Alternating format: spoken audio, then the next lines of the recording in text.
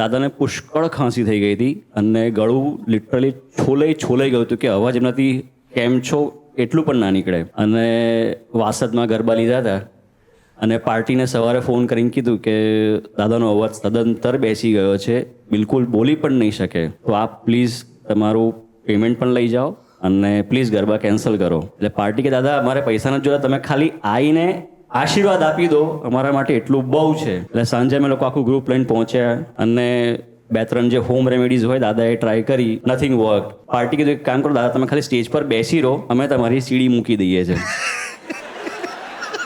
તમારી હાજરી ખાલી અમારા માટે ઇનફ છે. એટલે પપ્પા કે ભાઈ તમને વાંધો ના હોય તો મને વાંધો નથી, બાકી આ વસ્તુ કરાય નહીં, એથિકલી ખોટી વસ્તુ છે. તો કે દાદા તમે વાંધો નહીં, અમને બધું જ ચાલશે, તમે ખાલી બેસો મારી સાથે. એટલે ગ્રુપને તૈયાર કર્યું કે ભાઈ આપણે આ સીડી મૂકી છે ને આ પ્રમાણે વગાડવાનું છે. માઇક્સ બધા બંધ છે. હું ટેક ઓવર કરું.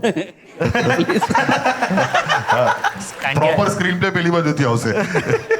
મજાની વાત એ છે કે અમે બધા ગાતા હતા પણ વાગતી હતી સીડી, અમારી ખાલી એક્ટિંગ જ થતી હતી. હવે એમાં એક ઠોકાયેલી ગાડી આવી.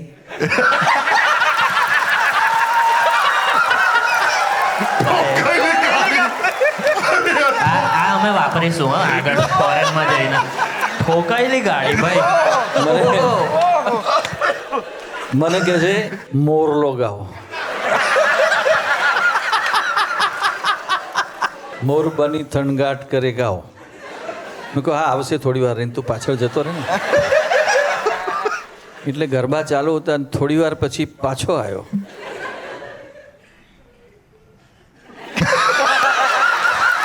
મોરલો ગાઓ. મેં કીધું યાર શાંતિ રાખ, આવશે હજુ, પણ ક્યારે આવશે યાર કે. હવે એમાં પેલા પ્રોગ્રામના આયોજક હતા, એમને કીધું મેં કીધું, આ ગાડીને પાછી વાળો નહીં તો મારું બધું પોલ ખોલી દેશે આવે.